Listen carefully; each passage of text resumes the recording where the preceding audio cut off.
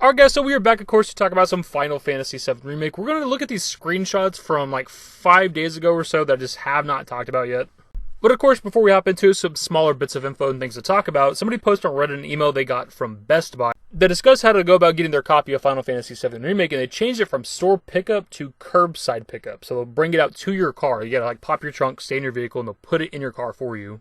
Now, I'm not sure if this is a policy that's going to be specific to this California store, if it's something they're going to enact like worldwide, nationwide or something, but just keep an eye on your emails for any retailer you might be picking up a physical copy from, because they might change it to something like this. On to the next thing. So I've seen the topic of 9-day cycle pop up again. People were talking about it because of that Inside Final Fantasy VII Remake video we looked at recently because of one specific scene. And it's this scene right here where Cloud seems to be standing in the exact same spot, and it goes from night to day. And for some people out there, that's like proof enough that there is a 9-day cycle, but there's one little key piece of evidence that they're not noticing. And it's actually the flower on Cloud's outfit, which he obviously gets at the beginning of the game from Aerith after blowing up the first Maka reactor. He has that during the nighttime scene. The beginning of the game starts out at nighttime. But in the next scene, when it's daytime, it's clearly a different part of the game, for one, because it is daytime. We have Tifa with us, which takes place after the first Maka reactor mission, and Cloud does not have the flower in his outfit. These are not the same scenes. I'm still firmly of the belief that there's not an actual clock in-game for a day-night cycle, but it's like set pieces, whether or not the part of the story calls for daytime or nighttime, time will pass, and it'll be that time of day. And lastly, before we hop into the main part of the video, something small, but it does sort of relate to the screenshots we're going to look at today, but I thought we'd just kind of discuss it. And it's this scene right here played in the Inside the Remake video, but also the video that plays at the end of the demo. And there's a location in the top left corner called, I think, Mrs. Arcade. And why this may matter at all is it seems like they're putting a lot of elements of the gold saucer into this first game. We know that there are the dating mechanic stuff. You know, when you fall down and fight Abzu, you gotta choose between Tifa and Aerith. We know that there's the flower choice as well. Some people also think that there might be some sort of a date in the first game instead of having to wait till the second or third game till we get to gold saucer. We know the mechanics are already in place with some of the choices, so I think it is a possibility. I don't believe there's really any evidence to support this, it's just kind of speculation at this point, but I could see it being a thing simply because we're going to have to wait years until the gold saucer. And based on the screenshots we're going to look at today, we know that there is a monster arena type of thing in Don Corneo's mansion, or at least in Wall Market or whatever. Point is, it's Don Corneo's thing. But these are all elements of things from Gold Saucer. We have the monster arena exclusive to the Gold Saucer, we have the dating mechanics that are at least in the remake. Obviously the date takes place in Gold Saucer in the original game, and then we have a place that's called an arcade in the remake as well, and obviously that was a big part of the Gold Saucer as well, all the minigames. It could absolutely 100% be nothing, but it does seem to me that they're putting a little bit of emphasis on this location in this scene. Now on to the screenshots. We're not going to look at all of them because I believe this article has like 30 something screenshots. We don't need to look at everything. For example, we have some character renders and images of Song, who we've already seen before. We know who he is, we know what he's about. We don't need to talk about it. We're here for the new stuff. So first up, we have this character right here who we've seen before, but I'm not sure if we actually have the name of them. It's Andrea Rodea, I believe. They're the owner and a dancer at the Honeybee Inn. And his description reads, the owner of and dancer at the Honeybee Inn is a man of influence within the quarter with the authorities to approve women for Corneo's auditions. Each night he dazzles his crowd with performances that defy description. Always seeking perfection, he rigorously trains both his mind and body. We're also going to look at a couple other characters that are a part of Don Corneo and help like choose the women for him or whatever the case. So there's a lot of shady people in Wall Market, and these might be the characters we do like mundane tasks or missions or quests for to get some of the items for Cloud's outfit potentially. Next up we have this character that I've seen in the Inside the Remake video. His name is Leslie Kyle. He's a henchman for Don Corneo. And his description reads, Don Corneo's lackey may look young, but he has the heart of an old curmudgeon. His dead-eyed stare and general apathy have earned him pride of place among the Don's men. Apparently, he's a character from this book right here, Final Fantasy VII, The Kids Are Alright, A Turk's Side Story. This is a book I have never even heard of, and I know a lot of the expanded universe of Final Fantasy VII. I'm talking, I didn't know this book existed until like a couple of days ago. The gist of the story from what I read on Wikipedia, because that's where I had to go to look and see what this damn book's about, is that it takes place a couple years after the events of the game, like 2 years, and I believe it leads into the events of Advent Children. So his existence in the game is just further confirmation of things from the expanded universe of Final Fantasy VII being incorporated into the remake. Here we have Madame M, who is another person that's sort of connected to Don Corneo. I believe she is another new character, or at least a character that did not exist in the original game. Madame M is the proprietress of a hand massage parlor in Wall Market. I bet it's just hand massages. Like Andrea, she has a great deal of influence within the quarter. That includes the authority to approve women for Corneo's auditions. Be warned that she's a prideful sort, and only as courteous as her customers are deep-pocketed. And lastly, on the character side of things, we have Chocobo Sam. This is a character that was for sure in the original game. He's the guy driving the cart that has Tifa on the back of it into Wall Market. It's kind of cool to have a name for him. I'm not sure if he had one in the original game, but he's called Chocobo Sam. A Chocobo handler in Wall Market, Chocobo Sam is another prominent figure with the authority to approve women for Corneo's auditions. He runs a delivery service called Sam's Delivery. He also happens to be an avid gambler, though he's hooked more on the rush than any money he may win.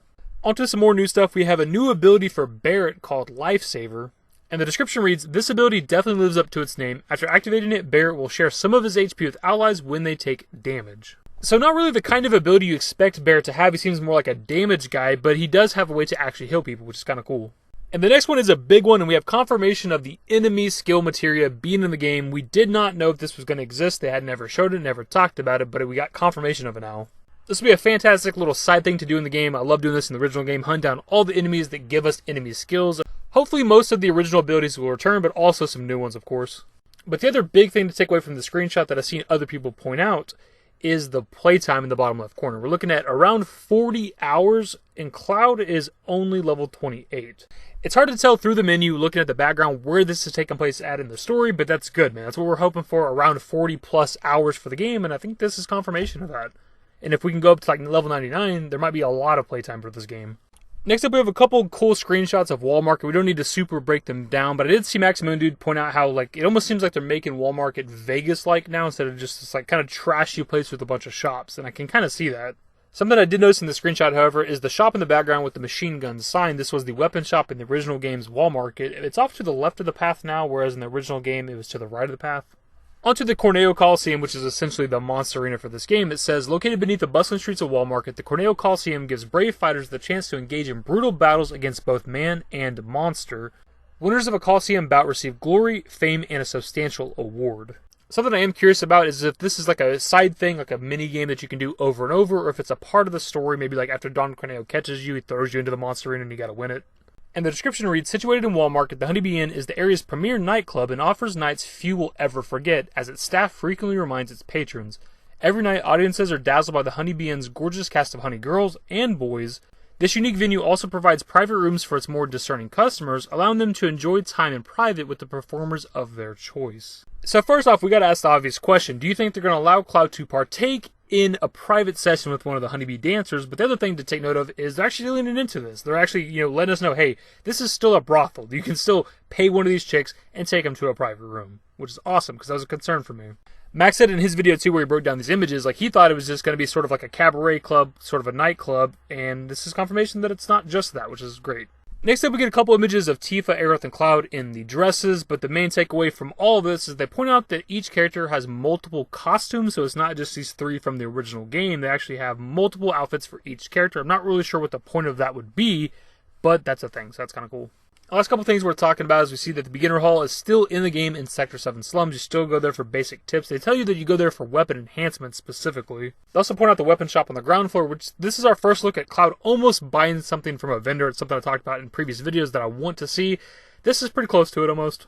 And what seems like a change from the original game is that the second floor with the boxes in it is like a base of operations for the neighborhood watch. From this image, that means Avalanche. In the original game, it was a weird tutorial area with people standing on the boxes, and there's like a talking treasure chest and all kinds of weird stuff. And part of me desperately wants a treasure chest to talk to me in the remake.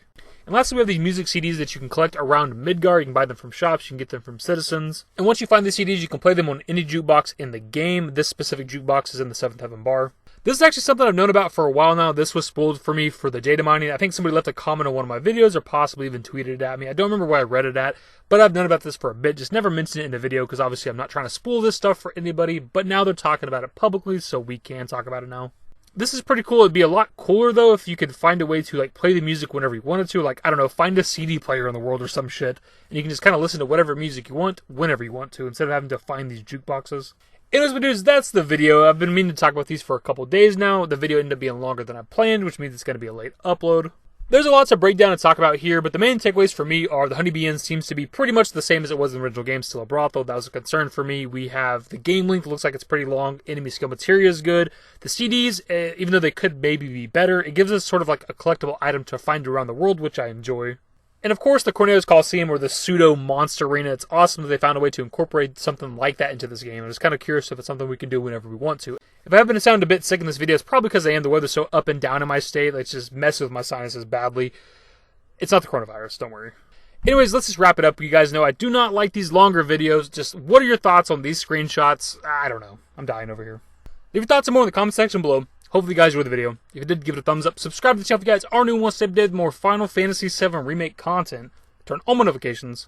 Follow me on Twitter at @dashingdavid, at my Discord. Links to my social networks are in the description and in the outro. Later, guys. Give me a smile, give me forever for a while, give me forever for a while. Quit acting like a baby, or at least less like